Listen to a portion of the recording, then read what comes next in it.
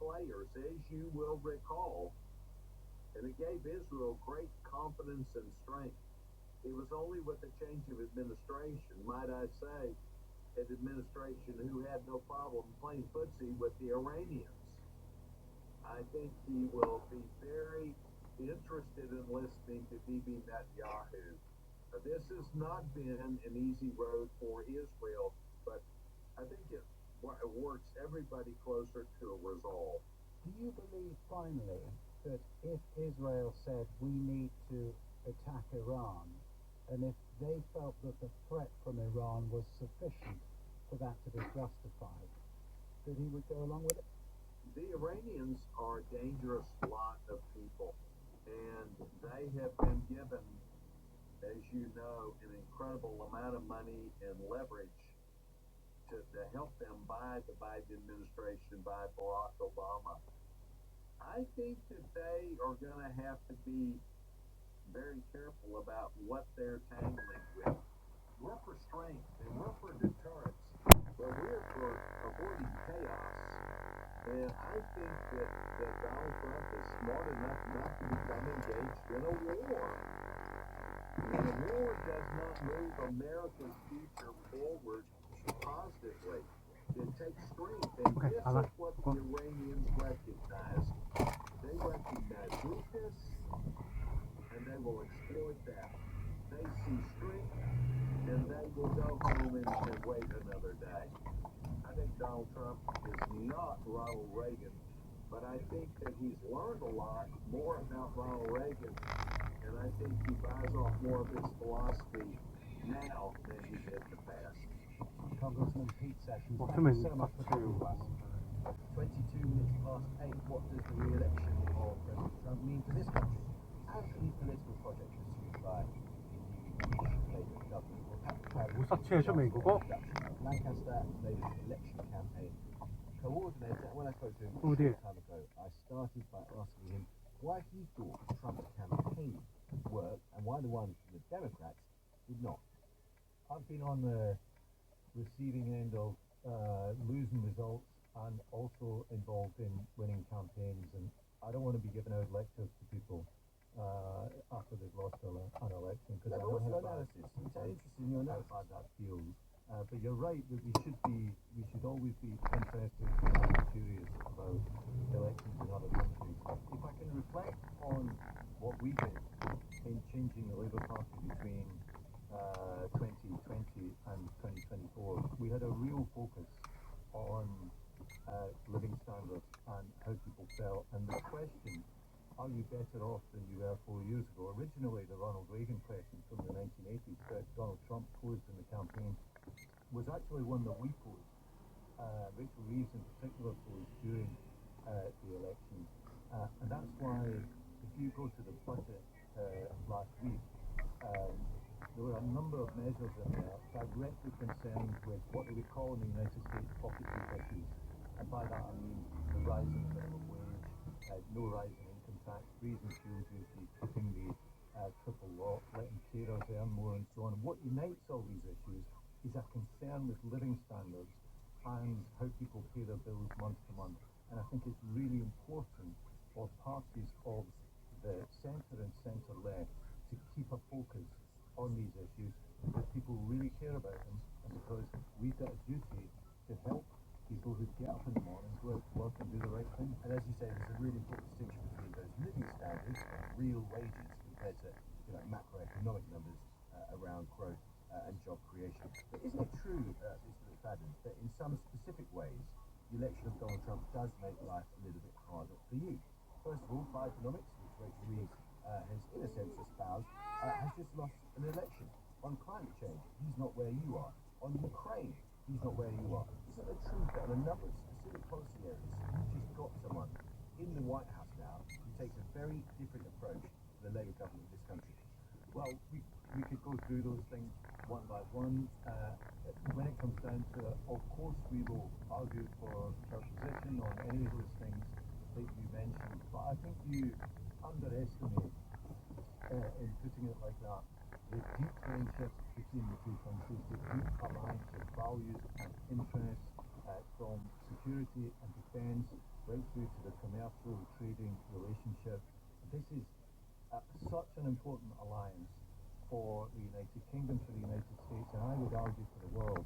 And that's why it endures through all the different changes in government. And I'll tell you an interesting thing, which is an accident of timing, about the election in the UK and the US, is that because they come within a few months of one another, for the next 4 years, the character of the governments in both countries are set, and therefore we can look to what I believe can be a positive and fruitful working relationship. That is totally the spirit in which we respond to this result, the spirit in which the Prime Minister phoned the President-elect last night, and where we go on from here. It's a bit of an issue, isn't it? I mean, the fact that Labour cabinet members have said pretty fruity, pretty rude things about Donald Trump in the past, you could sort of overcome by saying, well, it's one off and that was just work. But if we actually went through some of the things that people in the Labour cabinet said, it is quite the litany. To David Lammy, Foreign Secretary, said Trump is not only a woman-hating, neo-Nazi, sympathising sociopath, he's also a profound threat to the international order that has been the foundation of Western progress for so long. We're streeting. Trump is such an odious, sad little man. Imagine being proud to have that as your president. Steve Reed, not just a clown, but a dangerous clown, said of Donald Trump. Lisa Nandy, well, Donald Trump, human rights nightmare. And it's starting. It's when you're seeing humanity being used words.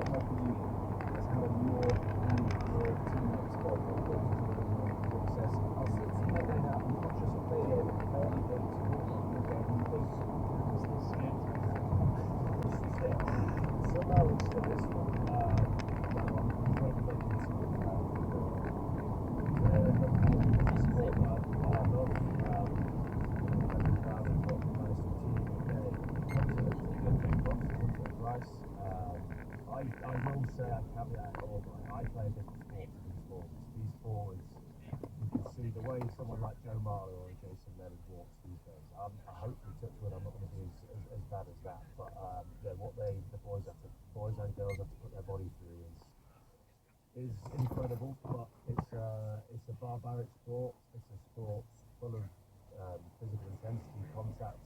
It's why we love it.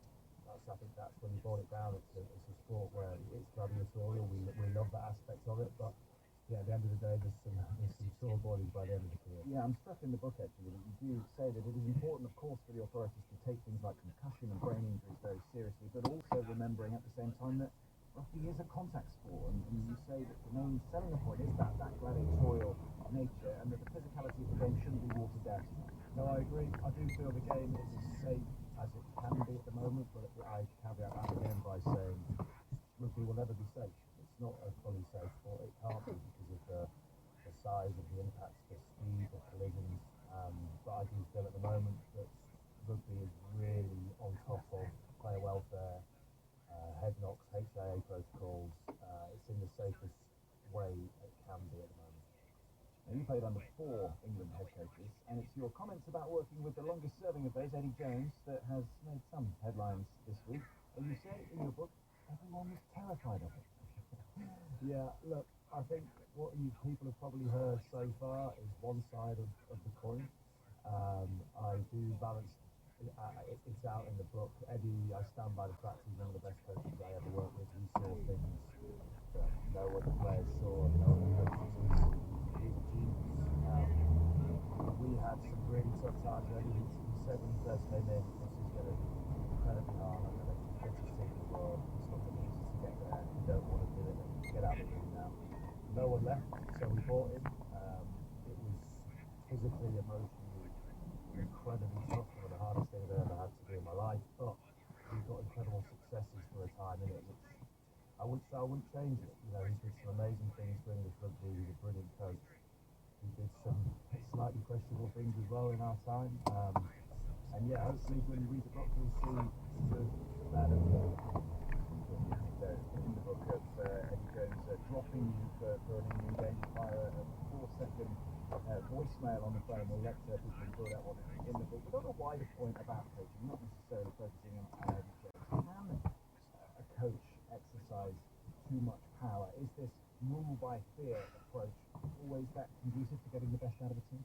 No, I believe in my time of what I experience to work for a certain time period and get ready, so you can set an Excel everywhere and then if you set the wrong thing, there's a chance for you never to be seen again. I foolishly challenged Tom at some point, and I had a 4-year hiatus out of the squad. It took me a long time to get back, but kind of always kept dreaming of getting back in that English shirt. Never gave up, which hopefully is a bit of a theme of the book. Managed to get back in, have an incredible end to my English career.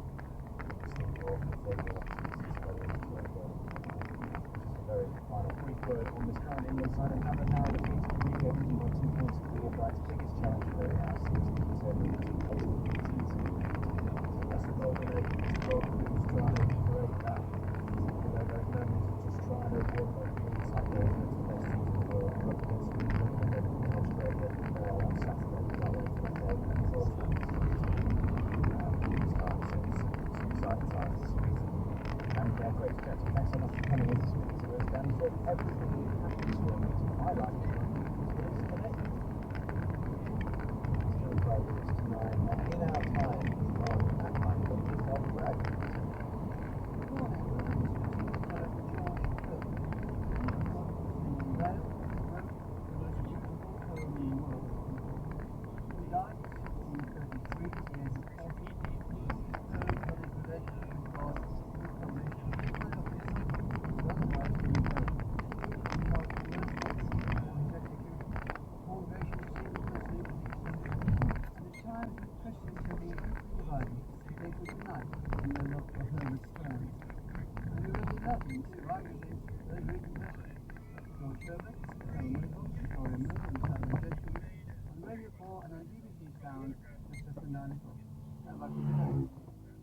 And to the weather, largely cloudy and dry today, and tonight as well. Clearer skies in Northern. You're listening to Today on BBC Radio 4 with Justin Webb in Washington, DC, and Amol Raja in London. It's 24 minutes to 9. Here's a summary of the news from Alan Smith. Donald Trump's campaign team says he's preparing to choose members of his cabinet and is looking forward to meeting President Biden at the White House to discuss the smooth transition of power. During his campaign to return to the Oval Office, Mr. Trump said his plans included rounding up and deporting undocumented migrants and cutting climate rules. Downing Street says Sir Keir Starmer has offered his hearty congratulations to Donald Trump on his victory during the telephone call. The Cabinet Office Minister Patrick Fadden told us that for the next 4 years, the characters of the British and American governments were set, and he looks forward to a fruitful relationship. The German government is in crisis after one of its three coalition parties quit. The move comes after the Chancellor Olaf Scholz sacked the Free Democrats leader and finance minister Christian Lindner in a dispute over trust policy. And the Japanese car maker Nissan has announced it's cutting 9,000 jobs worldwide and will cut global production of chassis by 20% as part of cost-saving measures. Nissan has a plant in Sunderland, and tells whether UK jobs are affected. Aaron, thank you very much. How do you actually stop votes? November during the election campaign, Sir Keir Starmer said his experience as chief prosecutor on terrorist and organised crime gangs would help defeat smugglers across the channel. Well, before the General Assembly in Glasgow this week, the Prime Minister announced more money for this issue and also revealed new agreements with countries intelligence. One of the organisations receiving your support was a partner at the National Crime Agency. Figure, and I asked him the size of his current caseload. Well, we've got 70 live investigations at the moment. We're changing if we bring cases to court. Sometimes happening in the UK, there are fewer of the smugglers who are based in the UK, more of them in the UK. So we have a case that we announced, the French announced earlier this week. 18 individuals convicted of smuggling. When it's ready to sit down with Russia. Europe editor Katya Adler in Budapest, thank you very much indeed. And Lambert, 9 minutes to 9. A report published today by the judiciary says the current approach to adoption is outdated and can be altered without changing the law. It means that adopted children are more likely to have regular in-person meetings with their birth family in the future rather than exchanges of annual letters. Instead, the welcome to a seismic shift by family rights campaigners, slightly however, significant effect on adoption hearings throughout England and Wales. However, some are concerned that it may deter potential adopters at a time when numbers are already dropping. Santi Bird. In a bright farmhouse kitchen, Tegan is mixing batter for her favourite sponge. This has been her home since she was adopted aged 4, but knowing her birth family has been important to her too. I think it just gives you that knowledge that you all the elements of your life, birth family as well as your adopted family, foster family, wherever you've come from. Tegan is 22 now. In the last few years, she's met her birth father, sister, and grandparents. After my grandmother passed away, I went and saw my granddad and I went to some tea and went home and all his parenting and stuff like that. And she was like, oh, what's wrong with her? And just I was like, oh, my granddad passed to me.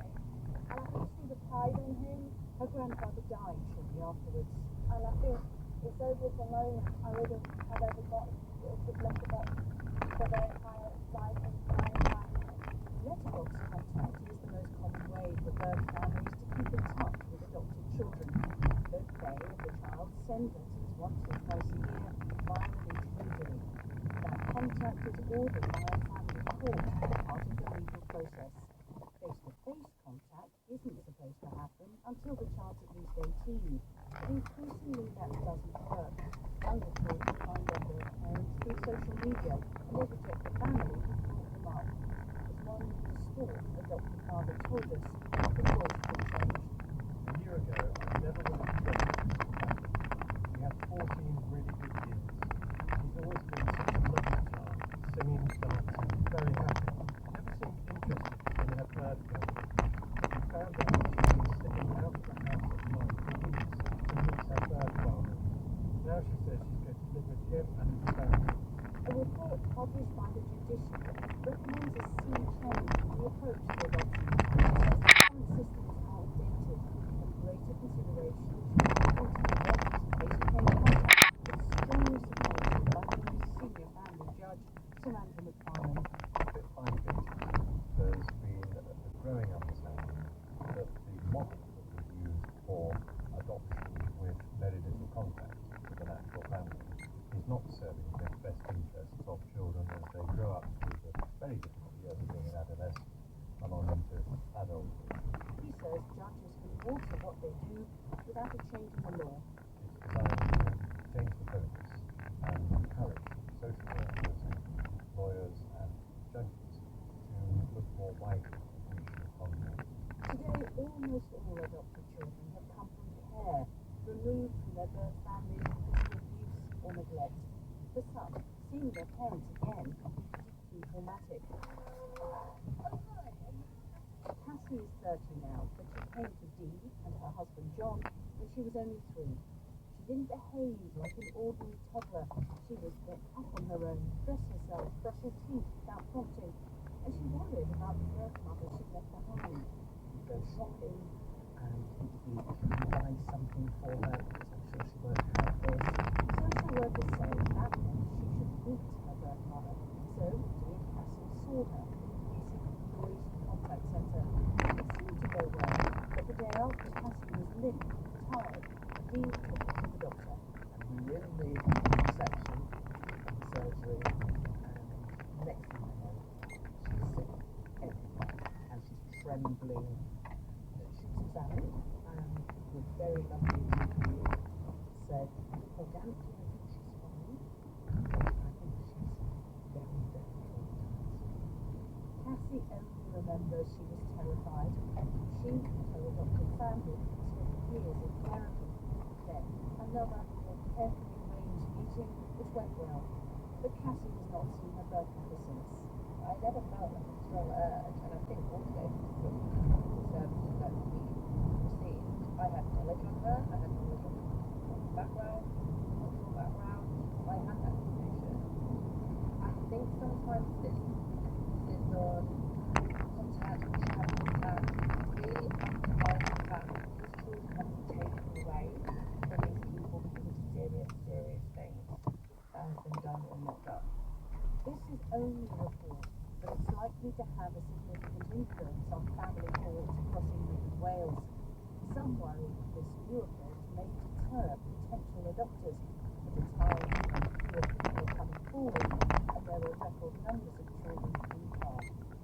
Sacha Berg reporting, well, it's just coming up to 9 o'clock, it's 4 minutes to 9, and at 9 o'clock on Radio 4, here, in our time, but after this programme, Justin and I, Martin, I'm going to be joining you, who is in the Today podcast, who is live on the second edition of the podcast. And I think I'm right in saying that you're ready and waiting upstairs and explain to me and Justin what they're doing. I'm all up the broadcasting house. Now, this concept of a live programme may not seem that new to you. A live podcast, young man, didn't seem that new to Mark Cambridge. Doing it for decades. What is new about it is it isn't a radio stream. It's on BBC Sound. So in other words, if you want to hear more about it, our collection, if you want to ask us a question or hear our answers to other questions, Justin's going to join us, as you say, and he goes to what's called the live news stream on BBC Sound. Now, look, you can use it on your phone, on the app, it's got all the radio stations at the top. You use your finger, you just scroll along, and you get past Radio 4, you get to the Royal Service, you'll see something that says BBC. You've got the laptop or the PC as well, and if that's not too hard and complicated, don't worry, it will be on the normal BBC Sound stream, or you can even use a smart speaker and ask BBC Sounds to play live news. Now, you may prefer to actually send us a question and do that as well. In which case, WhatsApp +44 330 163 4346 or email us today@bt.co.uk, and we'll do our best to be self-reflective about what we look like, what we look like. Masterfully done, Nick. I shall see you upstairs in about 3 minutes' time. And Justin, amazingly, with us. Justin, would you feel honoured that you continue I don't, just for young work quite hard Nobody enough. told me I was going to have to be self-reflective. Well, I'm going to invite you to be self-reflective because we're going to have lots of questions from listeners. But I just wonder, I mean, you're coming to the end of the marathon stint with editor out there, Dan McCadden, with Laura Hendry, our producer and sound manager, Kate Parker. I just wonder if you've been reflecting a bit on it's 23 years since you were first posted to Washington, and America is a profoundly changed country, economically, demographically, and Yeah, it's changed in some ways and not in others. So I was here in the run-up to Obama and the Bush re-election, and there are some things there. There are still things now. For instance, illegal immigration, what to do about the border. It hasn't been fixed. It's a running sore. It got much worse under the Biden administration, and it's a huge political deal. Demographically, the place has changed. Much more Latino voters now, and the expectation was always that they would go to the Democrats, and they haven't. That's really the lesson of this election. So yeah, all sorts of things bubbling under the surface, but the place itself still vibrant. And actually, those people kind of thought utterly uninterested in politics. What that matters is they stop and just play the upstairs right now. That is all from us. Continue watching DC News down in California.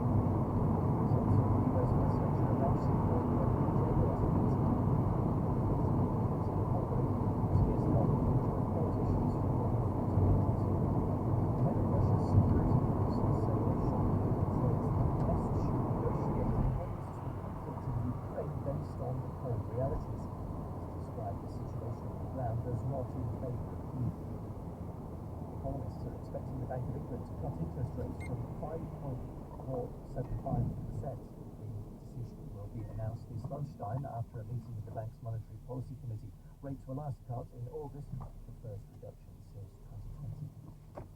Data from Halifax shows the average UK house price hit a new high last month. The total of £293,999 surpasses the peak from June 2022.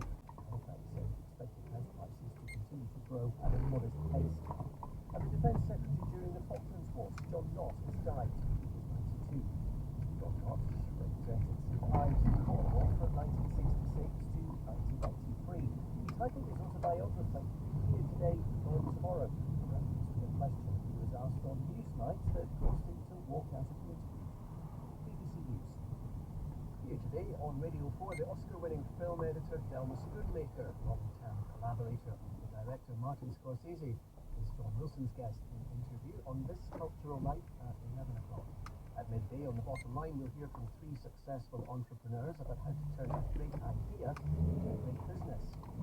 This afternoon's drama takes us into Buckingham Palace, where not the royals themselves, but the household staff in the spotlight tackle the emotional crisis. Their humble servants is a drama. Hello, here's Andy Radcliffe in our time. Hello, George Herbert, 1593 to 1633, wrote Latin poetry of extraordinary quality and in great quantity. Yet as for his English devotional poems, unpublished in his lifetime, it has been especially treasured. Towards his death, Herbert handed these to a friend in case they might offer comfort to others, and they endeavoured to show Herbert enduring the pain as well as feeling the joy of his faith and working through his relationship with God. And his books leave on readers on all sides in the coming civil wars before entering the fabric of poetry in English to be taken up by Coleridge, Eliot, and Hume and others, and set to music hillside parish churches up and down the country. We need to discuss George Sherman, poet, orator and priest, with Simon Jackson, Director of Music and Director of Studies in English at Peterhouse University, Cambridge, Victoria Mill, formerly Professor of Early Modern Latin and English at UCL, and Helen Wilcox, Professor Emerita of English Literature at Barrow University. Helen, what do we need to know about George Herbert's early years? Well, as you said, he was born in 1593. He was the seventh of 10 children, and he was born in Wales, in Montgomery. I think his Welshness is something that we shouldn't overlook. Both his families, mother and father, were distinguished Welsh families, although his mother was recently from Shropshire. So he's from the border of Wales and England. I think an important fact to remember is that he lost his father when he was only 3 years old. In fact, his mother was still pregnant with the last child when their father died. And so his mother was very important to his upbringing. And she moved the family first to Shropshire and then to Oxford and finally to London by the last years of Elizabeth's reign. And in 1601, when they were first in London, it's worth remembering that was the time of the Essex Rebellion, so a very unstable period.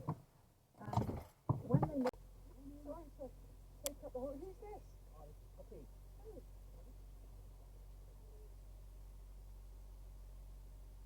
So many people around.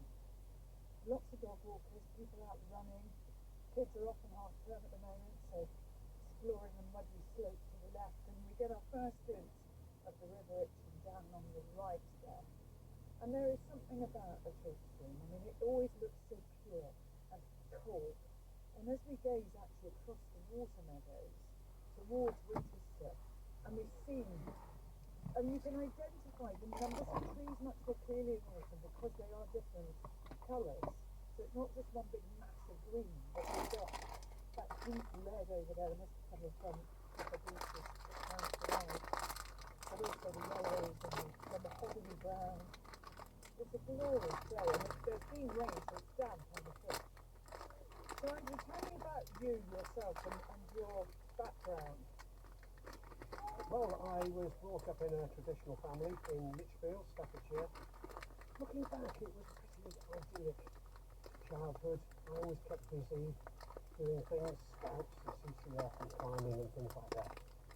My father wasn't from a military background, but I was attracted to the army because it gave me that balance of advancement and learning new skills and a bit of physical activity thrown in. And so I applied to go to Sandhurst and went there in 1971, I think. And do you select a regiment before you go, or do they put you into what they think is the right regiment for you? I'm not sure what's going on behind the scenes, but I applied for the Royal Artillery and had a fantastic 4 years. And I spent a lot of time in the back of helicopters. And I thought, wow, that's a good life. So I applied to become an army pilot and went to the pilot's course in 77, I think. How did that work out? I had the chance to look at my flying record some years later, and it said his initial promise evaporated with time. A bit disheartening, but it didn't get me thrown out. If you would like to follow us on the map, on there is OL 32, where we started is SU 487285. And how far are we walking from where to? Because this is a linear walk, isn't it? It is, yes. We're going down the Itchen Way, and it's about 6.5 up to 7 miles to Eastleigh. And the drive, the motivation for walking as many miles as you did, sort of 3,000 odd miles, very closely connected with what happened to your daughter Alice. Tell me about Alice. Well, Alice was born in 1988. She was a lovely girl, very mature for her age, very wise, educated, and we had a variety of postings around Europe and to America, and she embraced those, and she met the love of her life when she was a teenager,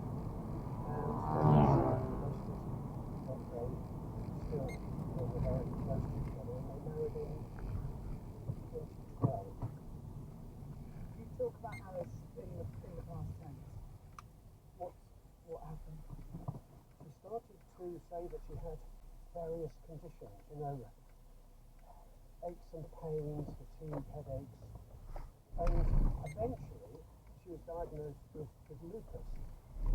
Lupus is an autoimmune disease. Treated, but Alice used to say that she had flare-ups of that. And she had a baby in 16. But during the pregnancy she was somewhat better. But as soon as the conditions came back,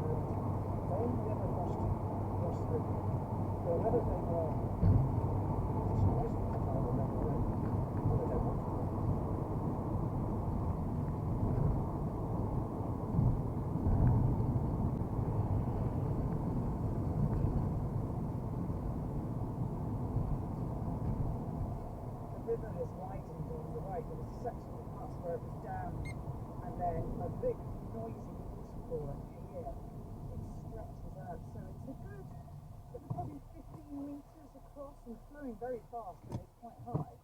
We've come under the M3 and the noise of those cars disappearing behind us, and now the sun coming out and it's really warm. And we were starting to explain that the motivation behind the walk, or the purpose of the walk, changed from when you started to what happened and what it became.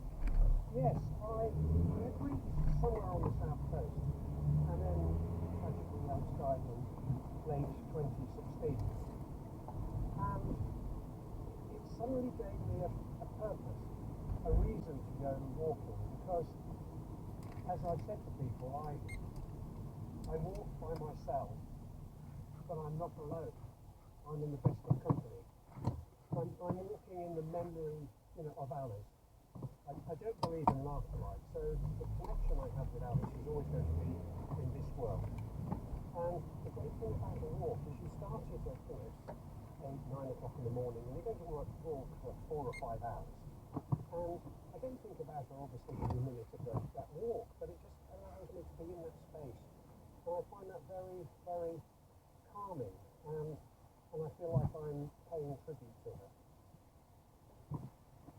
When Alice passed away in 2016, I started walking in earnest in 2017. We had a bit of a gap because of COVID. And then once COVID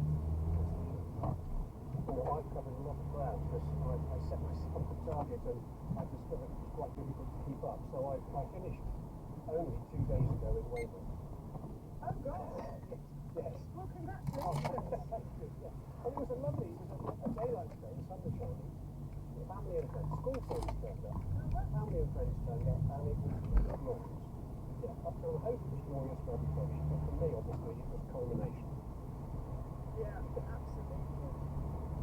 And what a way to celebrate her, and particularly her strength of character, because I suspect there were many people who tell your inner strength when it was. Well, I think that's one of the biggest challenges for me, because I come from a military community, when I chicks are down, people talk about, how to show resolve and all that courage and everything. And but when Alice was in the hospital, she showed bounds of physical courage because she had to cope with the situation she was in. But she never threw that problem onto other people's shoulders. She contained it within herself. But she also had an inner courage to realise that there was no point dwelling on her situation and projecting it into the room. And as a consequence, the room that she was in for a long time, 5 months, had a certain warmth about it, and call it lovely as well. And for that, I'm incredibly proud of my daughter. Humbled as well, because I don't know if I was put in that situation whether I could be as resolute and as giving in those circumstances. And this is why one of the primary reasons why I'm working is to honour that sacrifice she made and the warmth that she gave in what were tragic circumstances.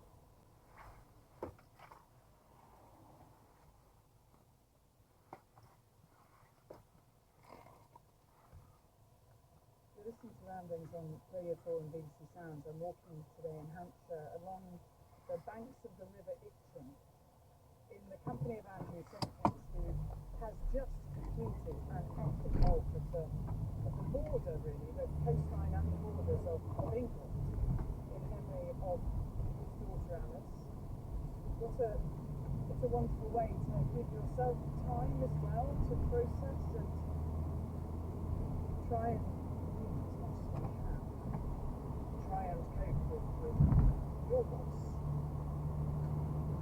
Well, the interesting thing now is how I'm going to continue that, because when I finished, as I was saying 2 days ago, there was that elation, but almost instantaneously there was that doubt about how can I continue this in some way. And I have to have a project to continue this relationship I have with Alice.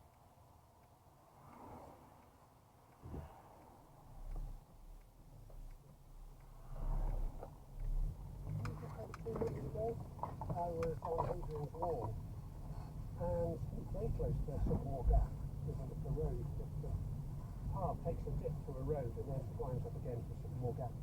And my left knee suddenly locked on me, and I hobbled to the road and thought there was a light being. BSM Foundation.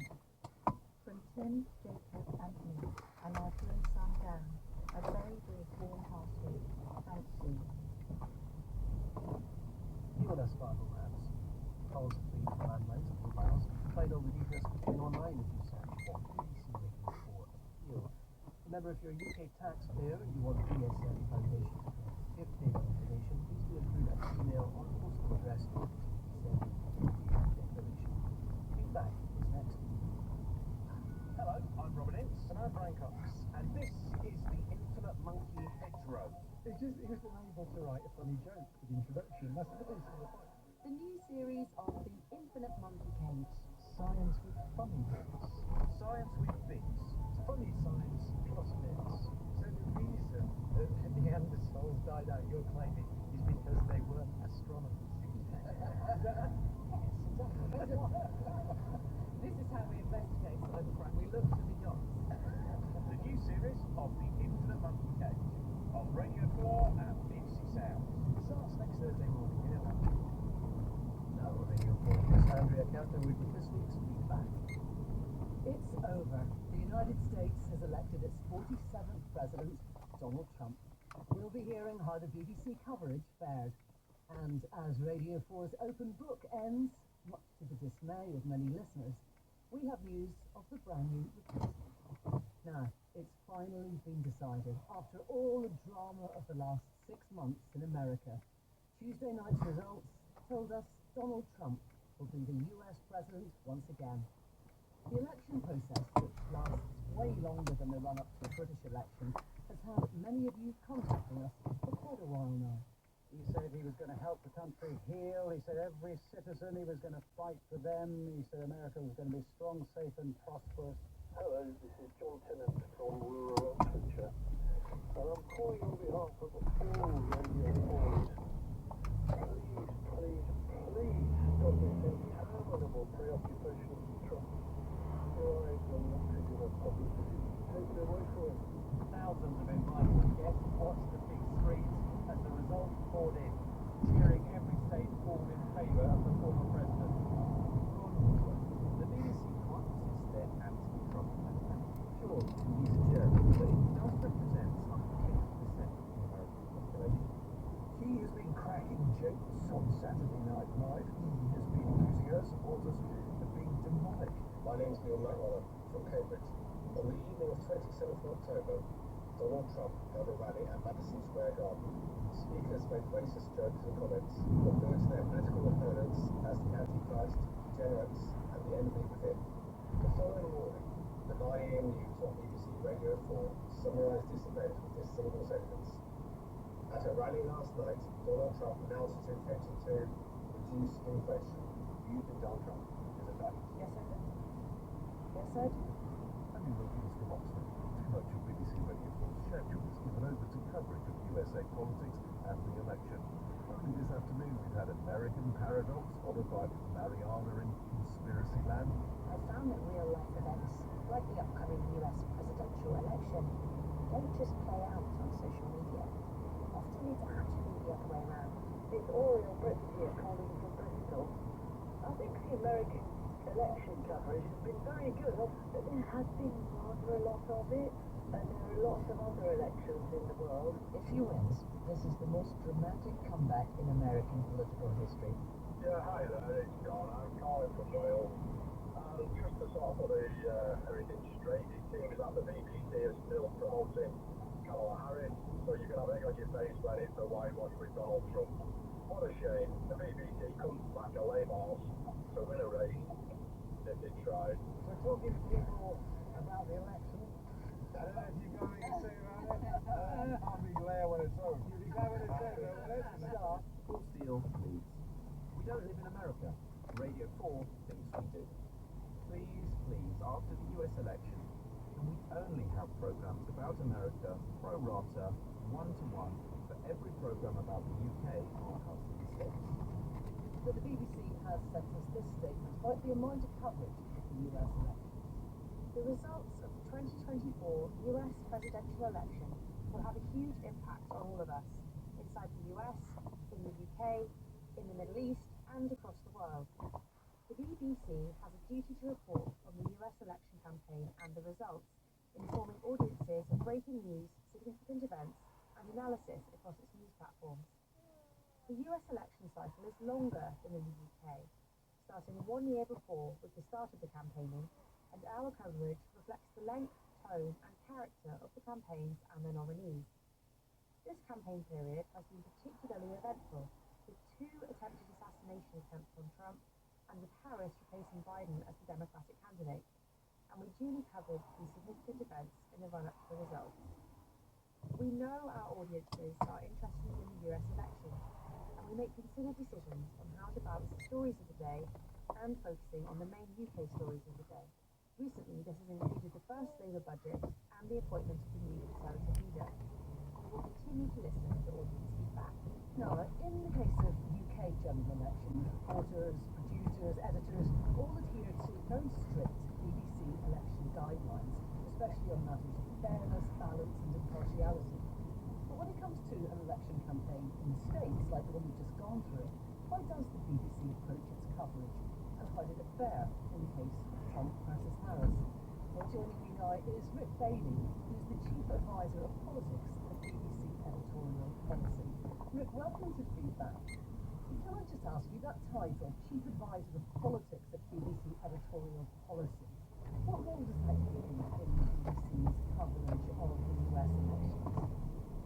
So, editorial policy is advice to programmes, programme makers, journalists, about how to make sure that the output is consistent with the guidelines and with Ofcom, for instance. So we are there to give advice when asked, sometimes even when not asked, so that the programmes are consistent with our own guidelines. But it's very important to say that the decisions are always made by editors. So we don't sign anything off, we don't oversee, we don't monitor, we just give advice and then editors will make those judgments. In the last few weeks, as the deadline for voting has grown closer in the US, many of our listeners have noticed that it's been more about rallies, razzmatazz, rhetoric than it has about policies. And I suppose as UK citizens don't actually vote, there is no obligation on the BBC to inform about policies in the way there would be in a UK election. There are some very particular aspects of what our programme think about in a UK election. But the guidelines also say that those principles that we have of fairness and impartiality should also apply for other elections outside the UK. Now, that isn't a blueprint for a sort of very exact set of rules, but it is a commitment to those principles of fairness and impartiality, taking account of whatever circumstances there are in whichever countries happen to be, to make sure that that core responsibility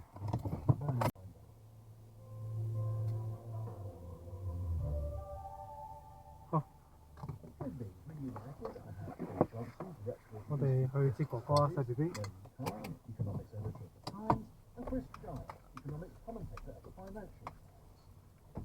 But the last time we all met on the programme, we were talking about the state of the economy, the medium and long-term problems, and what the Chancellor might do in her first budget to address them. So, we had the budget, and we had instant analysis and complaints, but what I want to ask you first is, Marion Khan, was it a big change budget?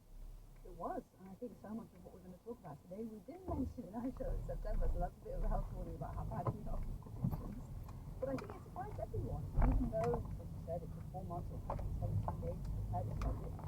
I was surprised, everyone was surprised by the level of borrowing, the level of taxation, and the level of spending. Rachel Reeves did manage to keep more, so bigger in every way by what we could have thought. Okay, it's quite interesting, Paul Johnson, because my kind of recollection of the discussion was, in a way, you had laid out the constraints of and broadly speaking, she seemed to be that she was addressing them. So do you think it was something as Marine says? I think my view on this has kind of changed actually over the last week as I've come to internalise it a bit. I think it's much less of a big budget than I thought it was. The tax rises are not big compared to what we had in the last Parliament actually. I think if we look back in 20 years' time, we'll see this budget out of half of the 2020s.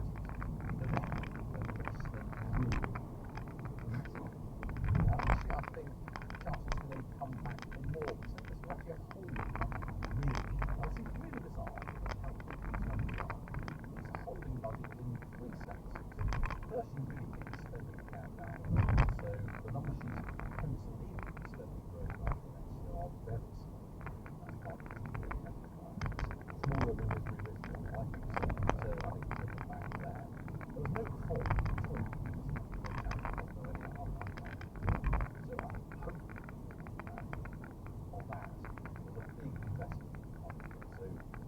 very, very clear. But there wasn't anything really beyond that big investment that growth over this parliament, and I think we'll get a series of hope announcements over the next year or so. So in that sense, actually less of a dramatic buzz, less setting the agenda for the whole parliament than something that.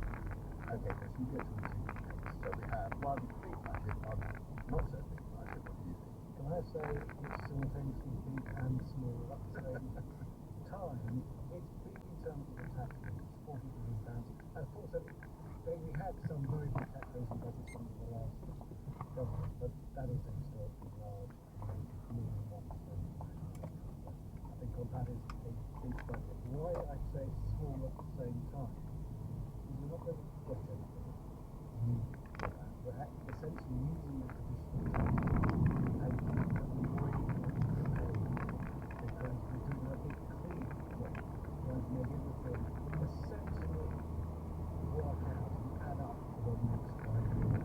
And that's all we've done. So it's all basically getting us back to what we thought was a sensible amount of investment, a sensible level of, actually paying for the public services, and we just don't pay a lot of tax on that. So we don't feel very confident about it, because we're not going to feel better off from what they get from it, than rather than pay a lot of tax. Okay, so that characterises us as a good household budget, not that much more than a household.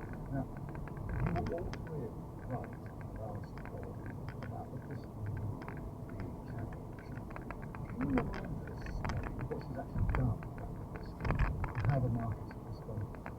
So we spoke about in September about how Canada is because of the promises she made in raising the tax and insurance, and because she had this inheritance, which was a fiscal rule that was really didn't have much breathing space for her to respond. So once we sort of, I guess, get published in the episode, then there were speculations around like options for Chancellor Eden to change the fiscal rule. The one that she went with, something I hate using the term, but it's something she changed the measure of the debt, something like financial liabilities. It's probably not that important out of it, but it basically opened up a bit of the borrowing breathing room by including assets that the government holds on its balance sheet. And she kind of had to do that because she was left with a few years in their account and really there was nowhere to go. And once we had the 22 billion black hole, we knew that the chance of it was how did the markets react? It was very well played. Last week, the budget was announced, the Chancellor was in Washington.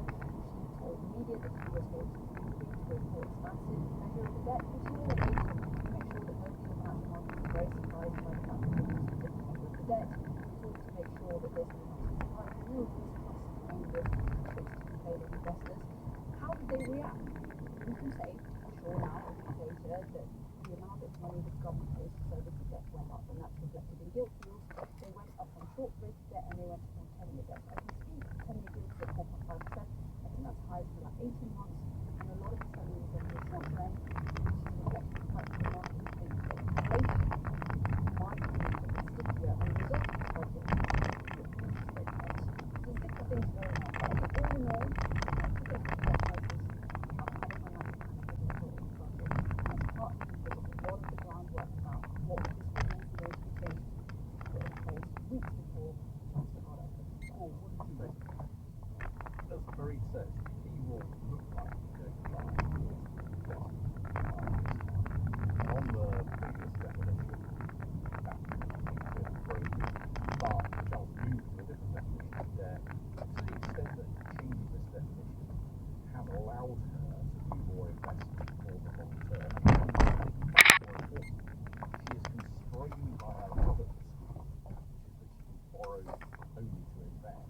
I think that's probably okay. Because I think, as I said before, the good thing about this budget is it did have an eye on 20 and 30 years' time. Actually, what investment now do for the economy in the long run? As long as she keeps that other fiscal rule, borrowing only to invest, then I think they're okay. Her problem, again, is that she's only just meeting that rule. It's really very close, and it's actually pretty close on this debt rule as well, even after she's changed the definition. So she's got very little room for manoeuvre. If things move against her, interest rates go up a bit more, if the economy increases a little less quickly than expected, then I'm afraid we're going to have all the speculation for the next budget. How is she going to deal with her really difficult fiscal situation? Chris, Charles, it raises a really interesting point.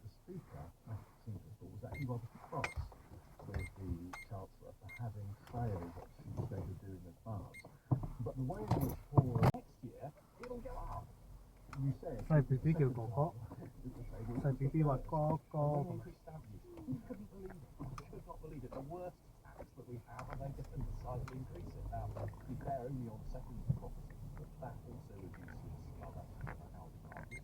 It will have a knock-on effect on rents because That's right. the temporary reduction of stamp duty on lower value houses and first-time buyers is going to come to an end. 係等幾耐？ Have a rush to buy houses. But why? I do not understand why they increase stamp duty on certain properties. I'm not the landlord, as you say, it's not going to affect me, but this is bad for the housing market, bad for the mobility. That's important. Now, what we have today is this a part of a passive life? And what will that mean for the chances of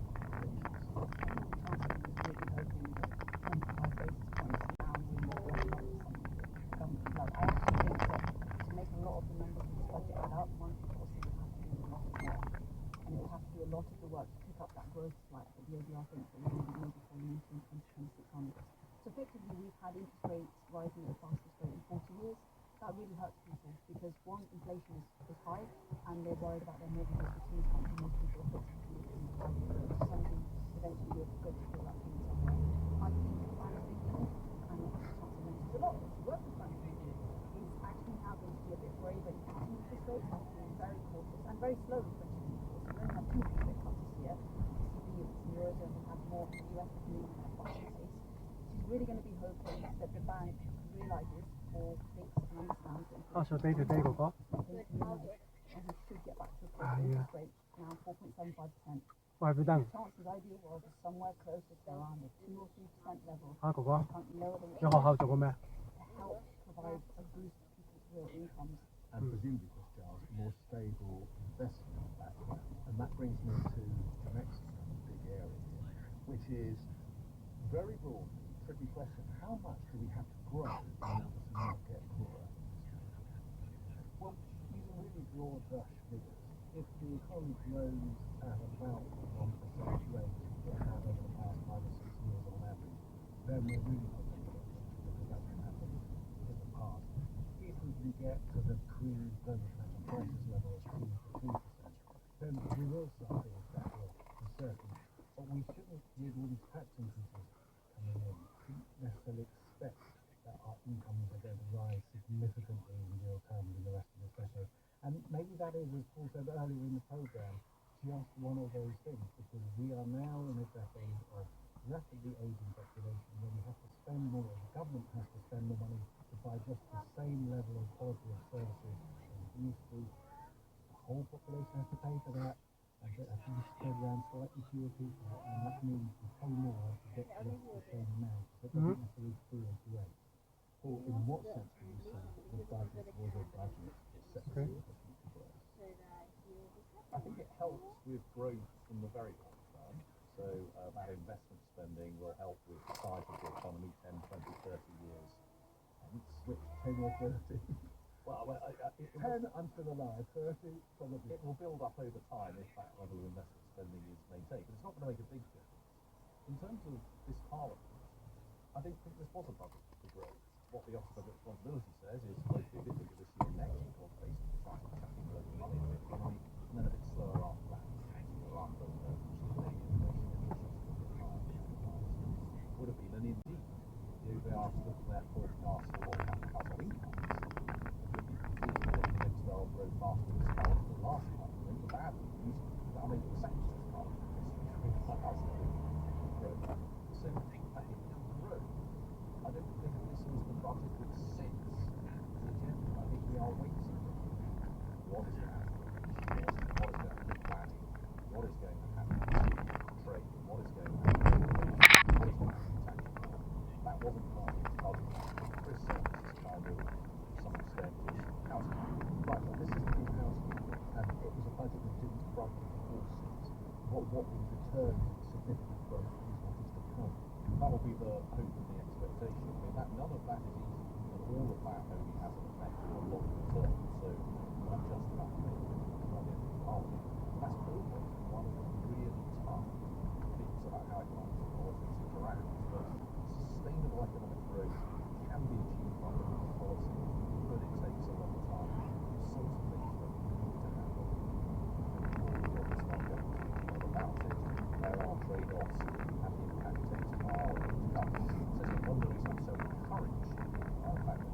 哥哥，爸爸要去入油啊！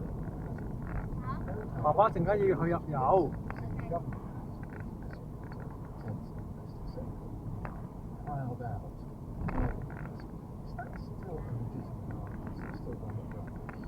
Yes, and it depends on what's happening. So actually, the OBR does think that maybe in the short run, 2026 to 2028, there will be a crowding out effect. So you have the private investment going down towards the end of the decade, and then, as you said, in the 2030s, when we get the supply side of the economy grows, they do think that the crowding out effect diminishes, and the private sector is sitting on the sides waiting to invest, and suddenly going to unleash that money. These are all assumptions that the OBR is making. You ask people who are more left-leaning, they think the crowding out thing is a little bit of a moral panic. I think it's a questionable assumption that the OBR makes. The OBR makes lots of questionable assumptions. I guess one of the reasons its growth forecast is a bit more pessimistic because it's been so optimistic for so long. Ultimately, what Rachel is banking on is that a lot of the pessimistic judgments the OBR makes just don't become reality. So the interest rates fall a bit faster, inflation falls faster, there isn't really a crowding out effect. Consumers feel better from the fact that rates are going down and mortgages are going down. And I expect the end part of Parliament to see 와, 무사치예요. 그거에 다 이러. Chris, Giles, one of the things that has changed very significantly in the last week, of course, has been the election in America, which means that Donald Trump will be inaugurated against January, committing to really substantial tariffs on oil goods. If, as we understand, whatever the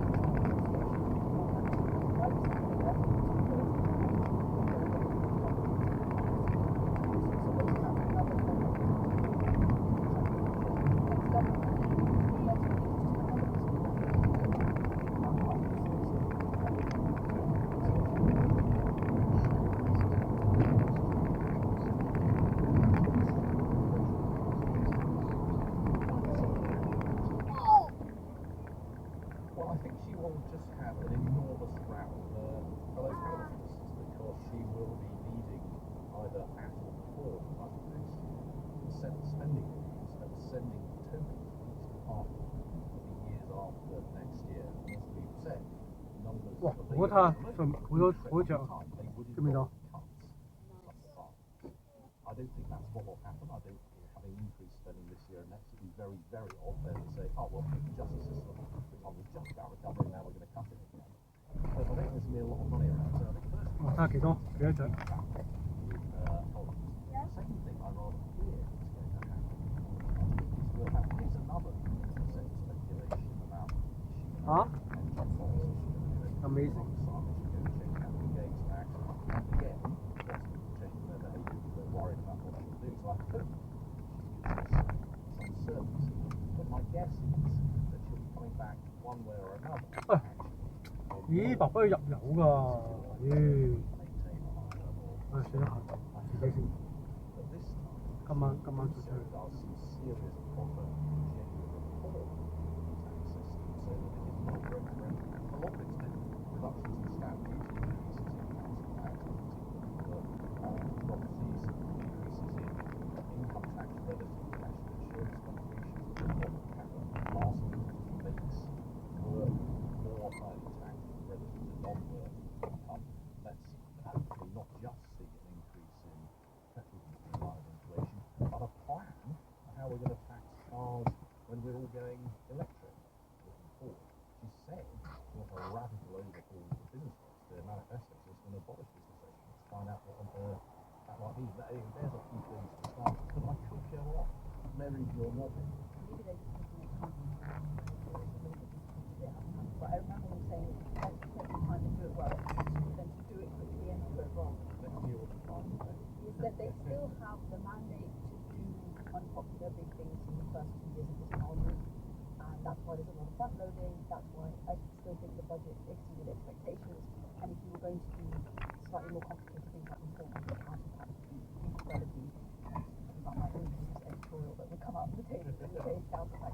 These are things that are really going to generate a lot of attention, but this is probably the only time you have the fiscal capital, so you might as well spend it on doing the kind of stuff. And she's already shown that she doesn't mind doing things that only give you a fiscal dividend, maybe outside the electoral window of 5 years.